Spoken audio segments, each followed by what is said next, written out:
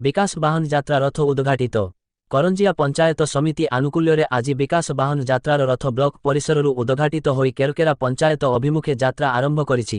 କେନ୍ଦ୍ର ସରକାରଙ୍କ 11 ବର୍ଷ ଓ ରାଜ୍ୟ ମୋହନ ସରକାରଙ୍କ 1 ବର୍ଷ ପୂର୍ତ୍ତି ପାଳନ ଅବସରରେ ଉଲ୍ଲେଖନୀୟ ସଫଳତା ପାଇଥିବାରୁ ଓ କଥା ଦେଇ କଥା ରଖିଥିବାରୁ ବିଭିନ୍ନ ଯୋଜନାର ସଫଳତା ପାଇଁ ଲୋକଙ୍କୁ ସଚେତନ କରିବା ଲକ୍ଷ୍ୟରେ ଏହି ବିକାଶ ବାହନ ଯାତ୍ରାର ରଥ ଉଦ୍ଘାଟିତ ହୋଇଛି।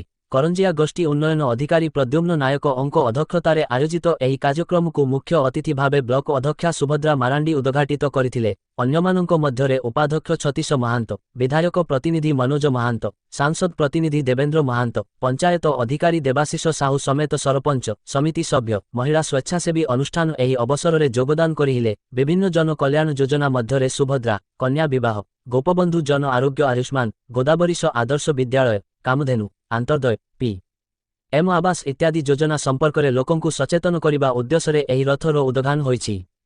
ମୟୂରଭଞ୍ଜ ଜିଲ୍ଲା କରଞ୍ଜିଆରୁ ବି. ଦିବ୍ୟେନ୍ଦୁ ଶେଖରଙ୍କ ରିପୋର୍ଟ।